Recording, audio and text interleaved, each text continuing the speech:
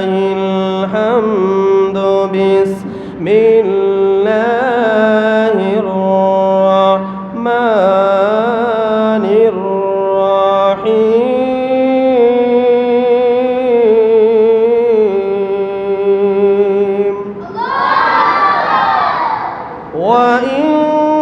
وإنك لعلى خلق عظيم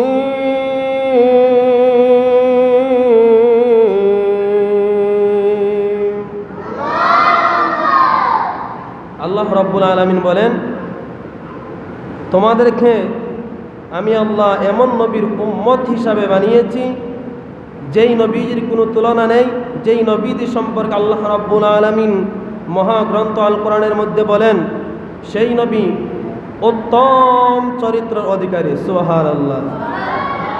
উত্তম চরিত্রের অধিকারী, উত্তম মর্যাদার অধিকারী সেই নবীজির ব্যাপারে আল্লাহ রাব্বুল আলামিন স্পষ্ট করে কত সুন্দর করে বুঝাইয়া দিয়েছেন। সেই নবীজির উম্মত আমরা হতে পেরেছি, সেই নবীজির উম্মত হওয়াতে আমরা খুশি না বেজার? আর একটা আওয়াজ দিয়ে বলি, আমরা খুশি না বেজার? খুশি। আল্লাহ রাব্বুল আলামিন বলেন, আরো সুন্দর করে আমাদেরকে বুঝাইয়া দিয়েছেন। আল্লাহ বলেন, قل إن كنتم تحبون الله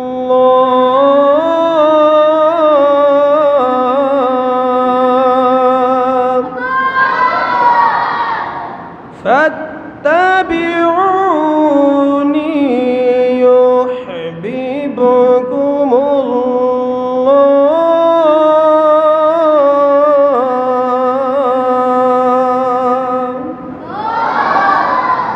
ويغفر لكم ذنوبكم والله غفور رحيم।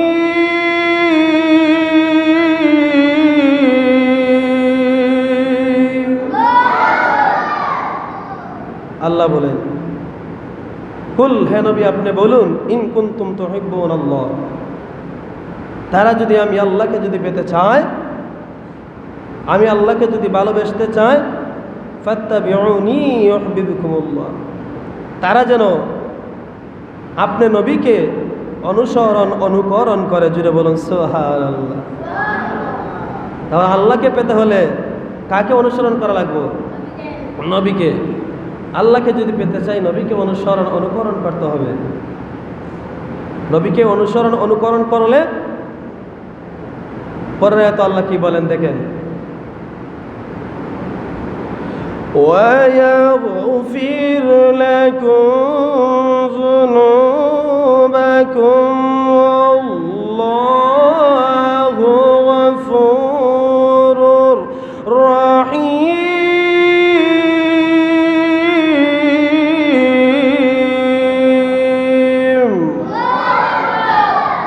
আল্লাহ বলেন, নবী গো, তোমার উম্মতেরা যখন তুমি বন্ধুকে অনুকরণ করবে, আপনি নবীকে ভালোবাসবে, মহব্বত করবে, আপনি নবীকে ভালোবাসার পরে মহব্বত করার পরেও যদি আপনার উম্মতেরা যদি কোনো গুনাহ করেও যদি ফেলে, কোনো অন্যায় করেও যদি ফেলে, আপনি নবীজি উসিলা নিয়েকে যদি আমি আল্লাহর কাছে মাফ চাই, আপনি নবীকে ভালোবাসার কারণে, আপনি নবীর কারণে আপনার উম্মতদেরকে আমি আল্লাহ মাফ করে দিব। জুড়ে বলুন সুবহানাল্লাহ। এজন্য ওই নবীকে ভালোবাসার দরকার আছে না নাই? আল্লাহ মানা নবী মানা নয়, নবীকে মানলে আমার আল্লাহ মানা হয়, ঠিক কিনা? আল্লাহ মানা নবী মানা নয়, আমার নবীকে মানলে আমার আল্লাহ মানা হয়।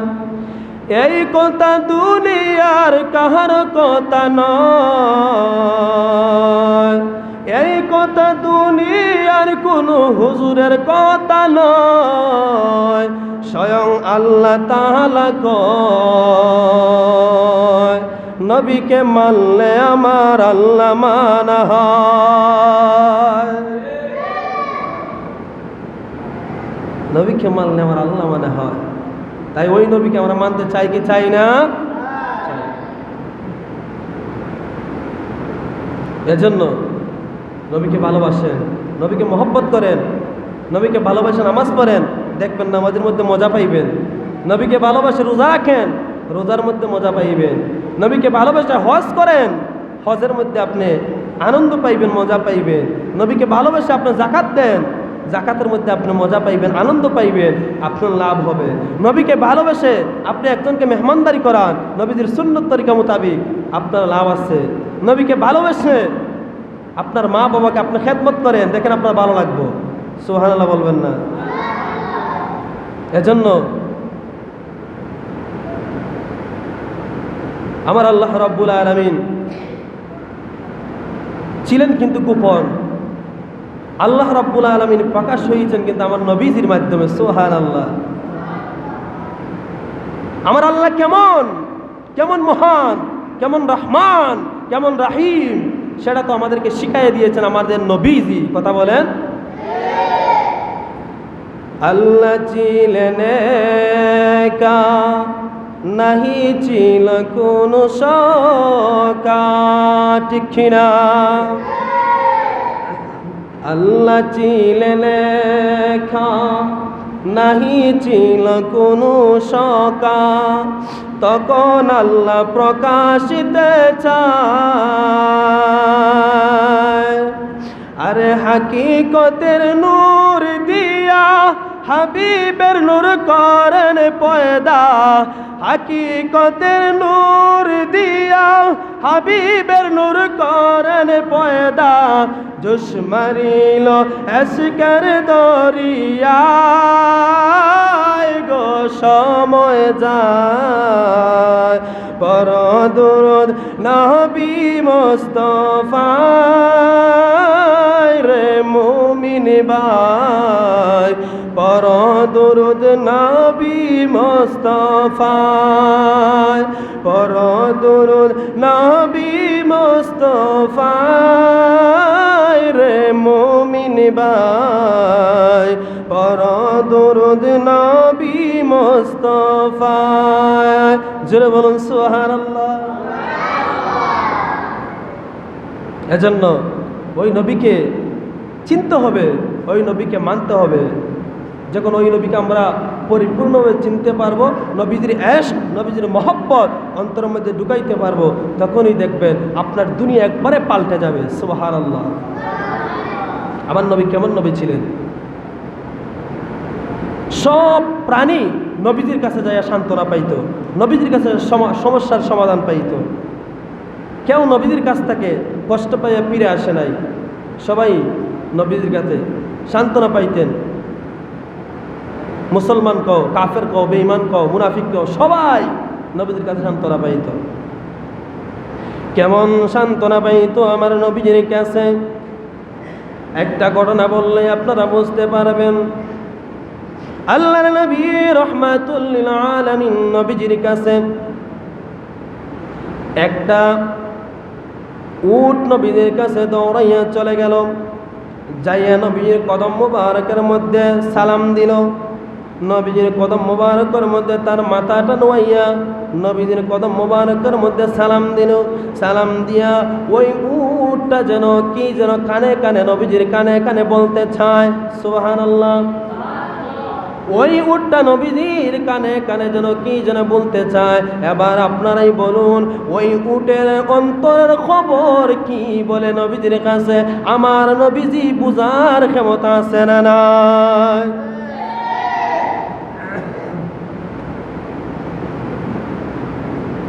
আমার নবীজি বোঝার ক্ষমতা আছে, কারণ সব কিছু বুঝাইয়া সব কিছু জানাইয়া আমার আল্লাহ আমার নবীকে দুনিয়ার মধ্যে পাঠিয়েছেন। সুবহানাল্লাহ।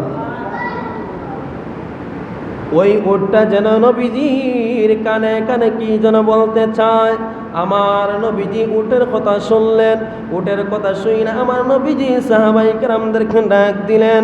নবীজি ডাক দিয়ে বলে, সাহাবারা রে, ও সাহাবারা তোমরা এদিকে আসো। সাহাবারা আসলো, আয়েশা বলল, ইয়া রাসূলুল্লাহ, ইয়া হাবিবাল্লাহ, নবী গো আপনি কেন আমাদেরকে ডেকেছেন? আবার নবীজি ডাক দিয়ে, সাহাবারা ওই যে উটটা আছে, ওই উটটার মালিক কোথায় আছে? ওই মালিকটাকে তোমরা খুঁজে বের করো। ওই উটের মালিকটাকে খুঁজে যান না, তুমি আমার কাছে আমার সামনে হাজির করো। সাহাবায়ে কেরাম ওই উটের মালিকের সন্ধানে খুঁজতে বের হয়ে গেলেন। খুঁজা ওই মালিককে খুঁজে পাইলেন। ওই মালিককে নিয়ে নবীজির দরবার আইনে হাজির করলেন। আমার নবী ডাক দিয়া বলেন, রে উটের মালিক, ওই মালিকটা ছিল ইহুদি, ওই ইহুদি মালিক ছিল। আমার নবীজি ডাক দিয়া বলে, রে ইহুদি, ওই যে কুলা ময়দানের মধ্যে একটা উট আছে, ওই উটটা কি তোমার? উনি বলে, হ্যাঁ ওই উটটা আমার। ওই উটের মালিক কি আপনি? ওই ইহুদি বলে, হ্যাঁ ওই উটের মালিক আমি। আমার নবী ডাক দিয়া বলে, ইহুদি রে,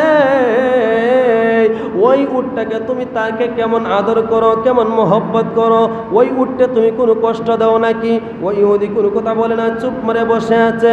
আমার নবী ডাক দিয়া বলেন, রে ইহুদি, তোমার ওই উটটা আমি নবীজির কানে কানে আয়েশা বলল সে বিচার দিয়েছে। কি বিচার দিয়েছে জানোনি? ওই উটটা আমার কাছে বিচার দিল, ইয়া রাসূলুল্লাহ, ইয়া হাবিবাল্লাহ, আপনি নবী স্যার আমাদের মনের কথা কেউ বুঝবে না গো নবী। আপনি নবী স্যার আমাদেরকে কেউ সান্ত্বনা দিতে পারবে না গো নবী। আপনি নবী স্যার আমাদের কষ্টের কথা কেউ বলতে পারবে না গো নবী। ওই উটটা ডাক দিয়া বলল, ইয়া রাসূলুল্লাহ, ইয়া হাবিবাল্লাহ, আমি উটের মালিক হচ্ছে একটা ইহুদি। ওই ইহুদি মালিকটা আমাকে অত্যন্ত কষ্ট দেয়। ওই ইহুদি মালিকটা আমাকে জ্বালা যন্ত্রণা করে। ওই ইহুদির মালিকটা আমাকে টাইম টু টাইম মোতাবিক আমাকে ভালো খাবার দেয় না। আমার খাবারের যা প্রয়োজন আমাকে সেইভাবে আমাকে খাবার দেয় না, আমাকে অল্প পরিমাণ খাবার দেয়, এতে আমাকে সব সময় খাবার দেয় না। নবী গো, নবীজি, আমি উটের উপরে কইরা যতটুক সাবান, যতটুক মাল সাবানা নিতে পারবো ততটুক পরিমাণ আমাকে মাল সাবানা দেয় না। আমাকে এমন মাল সাবানা দেয় যে মাল সাবানা দিয়া যেই সাবানদান নিয়ে আমি উট হারতে পারি না, চলতে পারি না গো নবী। আমার অত্যন্ত কষ্ট হয় গো নবী। ইয়া রাসূলুল্লাহ, ইয়া হাবিবাল্লাহ, নবী গো, এই কষ্টের কথা আমি কাহার কাছে বলতে পারি না গো নবী। নবী গো, আমি অত্যন্ত কষ্টের মধ্যে আছি গো নবী। নবী আপনি একটা ব্যবস্থা করুন। এইভাবে ওই উটটা যখন কেঁদে কেঁদে নবীজির কাছে বিচার দিল, আবার নবীজি ডাক দিয়া বললেন, রে ইহুদি, ওই উটটা যা যা আমার কাছে বলল তা কি সঠিক নাকি? ওই ইহুদি ডাক দিয়া বলল, ইয়া রাসূলুল্লাহ, ইয়া হাবিবাল্লাহ, নবী গো, ও মায়ার নবী, দয়ার নবী, উট যা যা আপনার কাছে নালিশ করেছে তা সব ঠিক আছে গো নবী। ইয়া রাসূলুল্লাহ, ইয়া হাবিবাল্লাহ, নবী গো, আমি ওই উটকে কষ্ট দিতাম, আঘাত দিতাম, দুঃখ দিতাম, কিন্তু উটের দুঃখ কষ্টটা আমি ইহুদি কোনোদিন বুঝতে চাই নাই গো নবী। ইয়া রাসূলুল্লাহ, ইয়া হাবিবাল্লাহ, নবী গো, যেই উটের কথা পর্যন্ত আপনি নবী সব কিছু বুঝে পেলেন, যেই উট আইসা আপনি নবীর কাছে সান্ত্বনা পায়, আমি বুঝতে পারলাম আপনি সাধারণ কোনো ব্যক্তি না। আমি বুঝতে পারলাম আপনি সাধারণ কোনো নবী না গো নবী। ইয়া রাসূলুল্লাহ, ইয়া হাবিবাল্লাহ, যেই উট আইসা আপনার কাছে সান্ত্বনা পাইল, আমি ইহুদি আর দেরি করতে চাই না, আপনি নবীজি আমাকে কালেমা পড়াইয়া মুসলমান বানাইয়া দাও। কেমন নবী আমরা পেয়েছি! কেমন নবীর কাছে মানুষ গেলে সান্ত্বনা পায়! ইহুদি পর্যন্ত নবীজির এই সুন্দর আচরণ, কথাবার্তা দেখে, নবীজির সুন্দর সুন্দর ভালোবাসার কথা দেখে দেখে ইহুদির মনটা গলে গেল। ইহুদিও কালেমা পরে মুসলমান হয়ে গেল, আর ওই উটটাও নবীজির কাছে সান্ত্বনা পেয়ে গেল। জুড়ে বলি সুবহানাল্লাহ। তাই ওই নবীকে ভালোবাসতে হবে, নবীকে মহব্বত করতে হবে। নবীকে ভালোবাসা দেখেন, ইহুদি যদি নবীজির কাছে কালেমা পরে মুসলমান হয়ে পারলো, আমরা তো মুসলমান, আমরা তো ওই নবীর উম্মত। তাহলে আমাদের কেন এত দুঃখ কষ্ট, কেন আমরা অশান্তি? তার মানে বোঝা গেল নবীকে আমরা এখনো পরিপূর্ণভাবে ভালোবাসতে পারি নাই। আপনি কবর বলো, হাসর বলো, ফুলসিরাত বলো, মিজান বলো, সব জায়গার মধ্যে নবী। এমনকি জান্নাত আল্লাহ তাআলা সৃষ্টি করেছে, জান্নাতের খালেক আমার আল্লাহ, কিন্তু মালিক বানাইয়া দিছে আমার নবীকে। নবী ছাড়া কেউ জান্নাতের মধ্যে প্রবেশ করতে পারবে না। এমনকি 1,24,000 মতান্তরে 2,24,000 কোন পয়গম্বর জান্নাতের মধ্যে প্রবেশ করতে পারবে না। সবার আগে আমার নবী জান্নাতের মধ্যে যাবে, আর নবীর সাথে সাথে ওই নবীর উম্মত জান্নাতে যাবে, এরপরে অন্যান্য নবীরা জান্নাতের মধ্যে যাবে। তাহলে আমরা ওই নবীর উম্মত হওয়াতে আমরার দাম কম না বেশি? আরো জোরে বলেন, দাম কম না বেশি? বেশি। এজন্য নবীকে ভালোবাসেন, দেখবেন আনন্দ লাগবে। এজন্য মাঝে মধ্যে বলি, ভালোবাসার জায়গা মদিনা, ভালো লাগার জায়গা মদিনা, ভালোবাসা জায়গা মদিনা, ভালো লাগার জায়গা মদিনা। এত সুন্দর জায়গা কোথাও দেখি না, এত সুন্দর জায়গা কোথাও দেখি না, সাজিয়েছেন দয়াল রব্বানা, ভালোবাসা জায়গা মদিনা, ভালো লাগা জায়গা মদিনা, ভালোবাসার জায়গা মদিনা। আমার জীবনে অনেক গুনাহ, তাই তো হাবিবের কদম ছাড়ব না। আমার জীবনে অনেক গুনাহ, তাই তো নবীজির কদম ছাড়ব না। ভালোবাসার জায়গা মদিনা, ভালো লাগার জায়গা মদিনা, ভালোবাসার জায়গা মদিনা। জোরে জোরে মারহাবা বলেন। ভালো লাগার জায়গা, ভালোবাসার জায়গা একমাত্র মদিনা। যারা মুমিন, যারা ইমানদার, যারা হজ করতে যায়, তারা নবীজি রোজা মুবারকের সামনে দাঁড়াইয়া দাঁড়াইয়া চোখের পানি ছেড়ে ছেড়ে ছেড়ে ছেড়ে কান্না করে। কিন্তু আশেকরাই জানে আশেকের খবর, প্রেমিকরাই জানে প্রেমিকের খবর, কিন্তু নবীর প্রেমিকরাই জানে নবীর রওজা শরীফ দেখলে তারা চোখের পানি আর ধরে রাখতে পারে না। কেমন নবী ছিলেন, সেই নবী উম্মতের জন্য কত কষ্ট করেছে। নবী যখন নামাজের মুসল্লার মধ্যে দাঁড়িয়ে যাইতেন, নামাজ পড়তেন, এমত অবস্থায় ইহুদি খ্রিস্টানরা, মিস্টার আবু জাহেল, কাফেরের দলেরা, আবু জাহেলের লোকেরা নবীজির গার মুবারকের মধ্যে উটের নারী ভরি চাপাইয়া না দিয়ে দিতেন। আবার নবীজি অত্যন্ত কষ্ট করতেন। আবার নবীজি সাজদা মুবারক থেকে মাথা মুবারক উঠাইতে পারেন না, অত্যন্ত কষ্ট হয়। আবার নবীজির কষ্ট দেখে জিবরাইল আইসা হাজির হয়ে গেলেন। জিবরাইল আইসা বলে, ইয়া রাসূলুল্লাহ, ইয়া হাবিবাল্লাহ, নবী গো মায়ার নবীজি, আপনার এই কষ্ট দেখে আমি জিবরাইল সইতে পারি না গো নবী। ও নবীজি, আপনি শুধু আমাকে অনুমতি দেন, আপনি যদি অনুমতি দেন ওই উহুদ পাহাড়টা উঠাইয়া ওই কাফেরদেরকে আমি পাহাড় চাপা দিয়ে মেরে ফেলি। জোরে বলুন সুবহানাল্লাহ। আমার নবী ডাক দিয়া বলেন, জিবরাইল, না, আমি সেই অনুমতি দিতে পারবো না। কেন? কারণ আমি তো অন্যান্য নবীদের মতো না, আমি তো রাহমাতুল লিল আলামিন। আমি যদি তোমাকে অনুমতি দিয়ে দেই, তাহলে তুমি এই উহুদ পাহাড়টা উঠাইয়া তাদেরকে পাহাড় চাপা দিয়ে তুমি মারতে পারবা। তাহলে তুমি জিবরাইল, তুমি কি জানো তাদেরকে যদি তুমি মেরে ফেলো, তাহলে আমি কালেমার দাওয়াত কার কাছে দিব? সুবহানাল্লাহ। আমি কালেমার দাওয়াত কার কাছে দিব? কার কাছে দিনের কথা আমি পৌঁছাবো? আমার নবীজি অনুমতি দেয় নাই। এজন্য নবীর উম্মত, নবীর প্রেমিক যারা হবে তারাই বুঝতে পারে। নবীজির একজন প্রেমিক ছিল, নবীজির একজন আশেক ছিল, হযরত ওয়াস আল কারনি। হযরত ওয়াস আল কারনি নবীকে কোনোদিন দেখে নাই, নবীর সাথে কোনোদিন সাক্ষাৎ হয় নাই, নবীর সাথে কোনোদিন নামাজও পড়ে নাই, না দেখে নবীর প্রেমে পাগল হয়ে গেলেন, নবীর প্রেমে দিওয়ানা হয়ে গেলেন। আমার নবীজি সাহাবাই কেরামকে ডাক দিয়ে বললেন, রে আমার সাহাবী আবু বকর সিদ্দিক ও উমর ও উসমান আলী, তোমরা এদিকে এসো, আমার ওই জুব্বা মুবারকটা আমার একজন প্রেমিকের কাছে তোমরা পৌঁছাইয়া দিবা। হযরতে আবু বকর সিদ্দিক রাদিয়াল্লাহু তাআলা মনে মনে ভাবলেন, হয়তো নবীজি আমার কথা বলছেন, কারণ আমি তো নবীর হিজরতের সাথী, আমি নবীদের সুখের সাথী, দুঃখের সাথী, হয়তো জুব্বা মুবারকটা আমার কাছে দিয়ে দিবেন। আমার নবী বলেন, না না না, তুমি আবু বকরকে আমি এটা দিব না। ওমর মনে মনে ভাবলো, হয়তো নবীজি ওই জুব্বা মুবারকটা আমাকে দিবেন, কারণ নবীজি তো বলেছেন আমার পরে যদি কোনো নবী আসতো তাহলে আমার উমর নবী হইতো, কিন্তু আল্লাহ তাআলা নবুয়তের দরজা বন্ধ করে দিয়েছেন, কারণ নবীজি আমাকে অত্যন্ত ভালোবাসতেন, হয়তো নবীজির জুব্বা মুবারকটা আমি উমর পাবো। আমার নবী বলে, রে উমর, না না না, তুমিও পাবে না।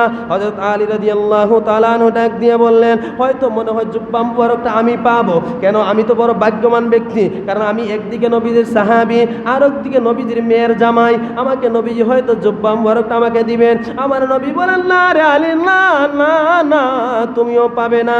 হযরত উসমান জিন নুরাইন রাদিয়াল্লাহু তাআলা আনহা মনে মনে ভাবলেন, হয়তো নবীজি জুব্বা মুবারকটা আমাকে দিবেন, কারণ আমি তো দুই নূরের অধিকারী। সুবহানাল্লাহ, আমি তো দুই নূরের অধিকারী, কারণ আমি যে নবীজির দুইটা কন্যা, দুইটা মেয়েকে আমি বিবাহ করেছি, যার কারণে আমি দুইটা নূরের অধিকার হয়েছি। আমার নবীজি বলে, উসমান, আমার যদি আরেকটা মেয়ে থাকতো তাহলে তুমি উসমানের কাছে আমি বিয়ে দিতাম। জুড়ে বলুন না সুবহানাল্লাহ।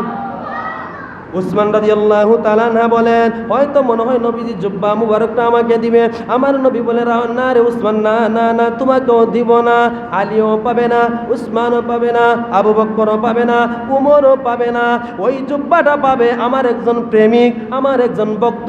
ওই ভক্তরা থাকে কারণ নামক দেশের মধ্যে, কারণ নামক দেশের মধ্যে ওই আমার ভক্তরা থাকে, ওই ভক্তর কাছে আমার জুব্বাটা পৌঁছাইয়া দিবা। জুড়ে জুড়ে বলুন না সুবহানাল্লাহ।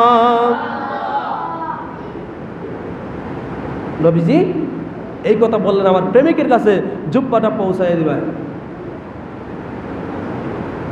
এমতো অবস্থায় আমার নবীজি দুনিয়ার জমিন থেকে যখন পর্দা করেন, ইন্তেকাল শরীফ করলেন, পর্দা করলেন, পর্দা করে যখন নবীজি দুনিয়ার জমিন থেকে পর্দা করে চলে গেলেন, এমতো অবস্থায় যে নবীজি বলছেন আমার জুব্বা মুবারকটা আমার একজন প্রেমিকের কাছে পৌঁছাইয়া দিবে কারণ নামক দেশের মধ্যে। হযরতে উমর রাদিয়াল্লাহু তাআলা আনহু এই জুব্বাটা নিয়ে ওই কারণ নামক দেশের মধ্যে চলে গেলেন। চলে যাওয়ার পরে গো, ওই দেশের মধ্যে যাইয়া কিভাবে ওই প্রেমিকটাকে খুঁজে বের করবেন, কিভাবে ওই পাগলটাকে খুঁজে বের করবেন, আমার নবীজি ওই পাগলটাকে খুঁজে বের করার পদ্ধতি আমার নবী বলে দিয়েছেন। উমর রাদিয়াল্লাহু তাআলা আনহু ডাক দিয়ে বললেন, নবী গো, ও মায়ের নবীজি, ওই পাগলটাকে, আপনি নবীর প্রেমিকটাকে আমি কিভাবে খুঁজে বের করবো গো নবী, তার একটা বর্ণনা পরিচয় আমাকে দেন। আমার নবী ডাক দিয়ে বললেন, ওমর, ওই আমার যেই প্রেমিকের কাছে তোমরা যাইয়া জুব্বাটা দিবা, ওই প্রেমিকের মাথার মধ্যে থাকবো কোকড়ানো চুল, আর তার গায়ের মধ্যে, তার বুকের মধ্যে, সিনার মধ্যে থাকবো সাদা সাদা দাগ। এই দুইটা ওসিয়ত যদি তার মধ্যে তোমরা পাও, সে ওই আমার প্রেমিক, তার কাছে আমার জুব্বাটা তুমি পৌঁছাইয়া দিবা। জোরে জোরে বলুন না সুবহানাল্লাহ। যেই মাত্র উমর রাদিয়াল্লাহু তাআলা আনহু যখন কারণ নামক দেশের মধ্যে চলে গেলেন, যাওয়ার পরে দেখতেছে লোকেরা ক্ষেত কামার মধ্যে কাজ করতেছে, রাখালেরা দৌড়াদৌড়ি করতেছে, খুঁজে খুঁজে ওই প্রেমিকটাকে বের করতে পারেন নাই।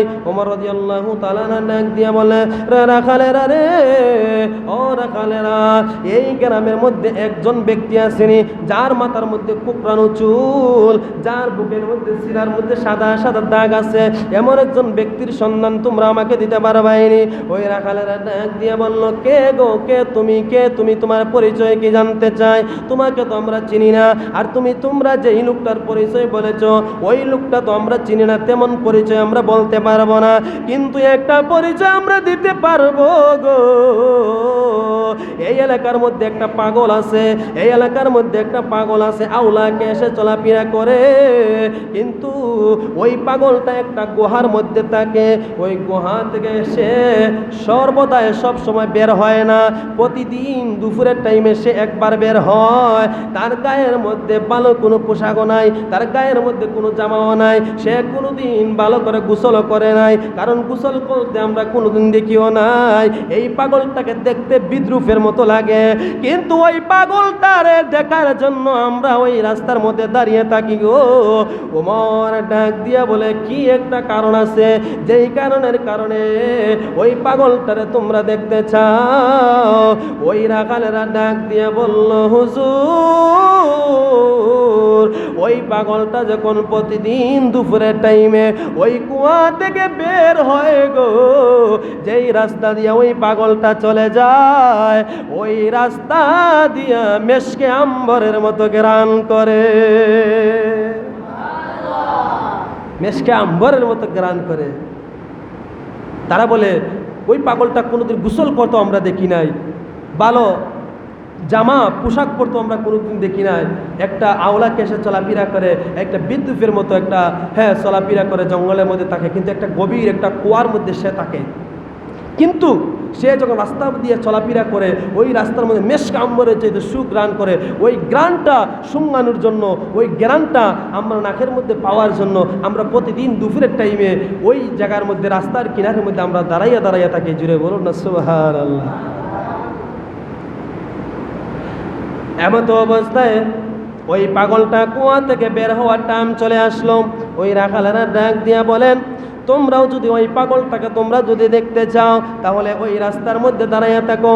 দুপুর হয়ে গেছে, ওই পাগলটা কুয়া থেকে বের হওয়ার টাইম চলে এসেছে, এখন বের হয়ে আসবে।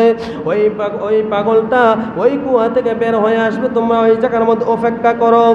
ওমর রাদিয়াল্লাহু তাআলা আনহু ওই রাখালের কথা শুই না ওই রাস্তার মধ্যে অপেক্ষা করতেছে। হঠাৎ করে তাকাইয়া দেখে গো, একটা কুয়া থেকে, একটা কূপ থেকে একটা পাগল বের হয়ে আসতেছে। ওই রাখালেরা ডাক দিয়ে বলল, হুজুর, ওই সেই পাগল যার কথা বলছিলাম, দেখেন ওই পাগলটা কুয়া থেকে বের হয়ে আসতেছে, আর রাস্তা দিয়া হাওয়া বাতাসের সাথে সাথে মেশকা আম্বরের মতো ঘ্রাণ আসতেছে। ওমর রাদিয়াল্লাহু তাআলা আনহু বলেন, ওই লোকের সাথে আমি কথা বলতে হবে।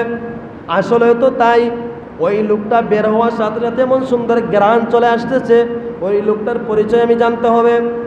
ইন টাইমে ওই লোকটা যখন আস্তে আস্তে ওমর রাদিয়াল্লাহু তাআলা আনহুর সামনের মধ্যে চলে আসলেন, আর ওই ওমর রাদিয়াল্লাহু তাআলা আনহু ডাক দিয়ে বললেন, রে পাগল, দাঁড়াও দাঁড়াও, তোমার সঙ্গে আমরা একটু কথা আছে। ওই পাগলটা ডাক দিয়া বলে, কি কথা বলবেন, তাড়াতাড়ি বলেন, আমি বাজারের মধ্যে চলে যাব। ওমর রাদিয়াল্লাহু তাআলা আনহু ডাক দিয়ে বললেন, পাগল, তোমার কাছে জানতে চাই তোমার নামটা কি? পাগলের কাজই তো পাগলামি করা। উমর বলেন, পাগল, তোমার নামটা কি? আর ওই পাগল বলে, আমার নাম জানি না, তোমার খাম কি? সুবহানাল্লাহ বলবেন না? পাগলের কাজটাই তো শুধু পাগলামি। ওই পাগলটা বলেন, আমার নাম জানি না, তোমার খাম কি? ওমর রাদিয়াল্লাহু তাআলা ডাক দিয়া বলে, আমরার অবশ্যই তোমার নাম জানার দরকার আছে, তুমি কিছু মনে করবাই না। আমার নবীজি দুইটা ওসিয়ত আমাদেরকে বলে দিয়েছেন। এক নম্বর ওসিয়ত, তোমার মাথার মধ্যে কুকরানো চুল। হ্যাঁ ঠিক আছে, তোমার মাথার মধ্যে কুকরানো চুল আমরা পাইলাম, এক নম্বর শর্ত কবুল হয়ে গেল।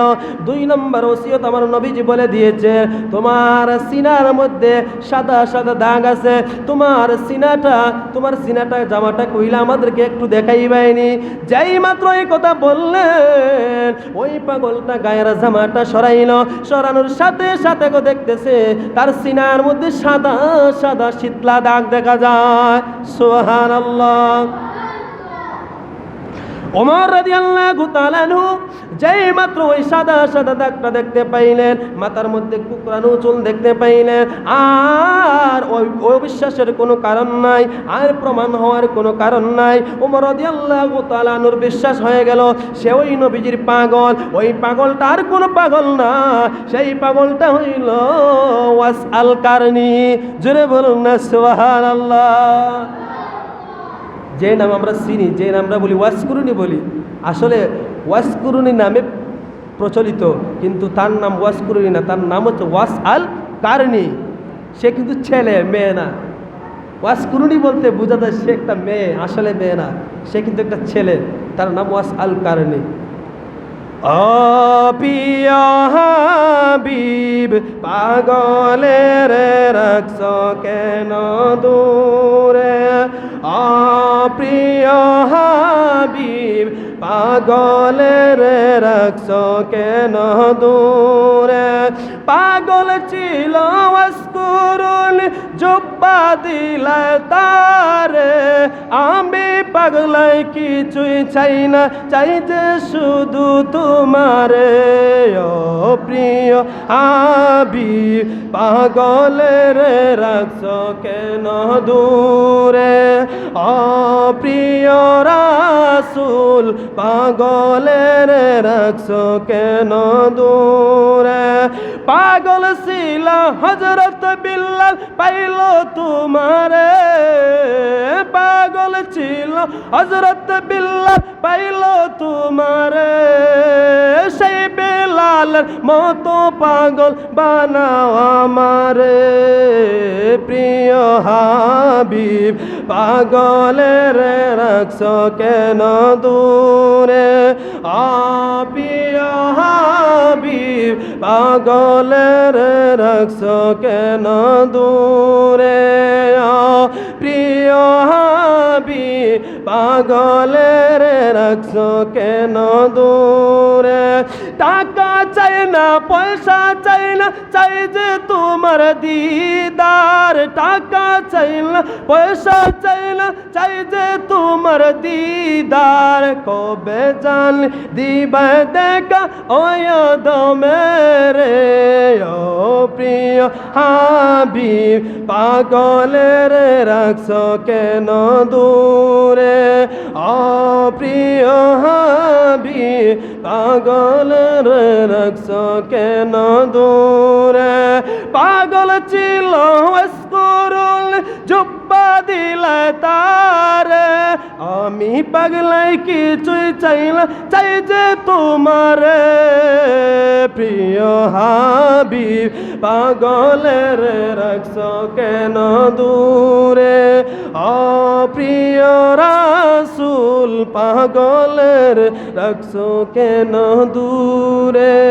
ও প্রিয় হাবিব পাগলের রাখছ কেন দূরে। জোরে জোরে বলুন সুবহানাল্লাহ। তাহলে ওই নবীকে ভালোবাসার আমাদের দরকার আছে না নাই? ওই নবীকে মহব্বত করার দরকার আছে না নাই? আল্লাহ রাব্বুল আলামিন যেন আমাদের সকলকে যেন ওই নবীজির ভালোবাসা, নবীজির মহব্বত যেন আমাদের অন্তর ধারণ করতে পারি। নবীজির সুন্নত তরিকা মোতাবিক যেন আমাদের সকলের জীবনযাপনকে বাস্তবায়ন করতে পারি।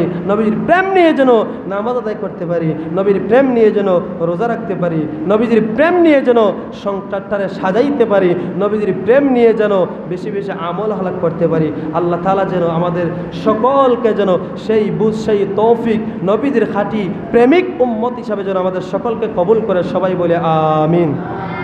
আর একটু মহব্বতে বলি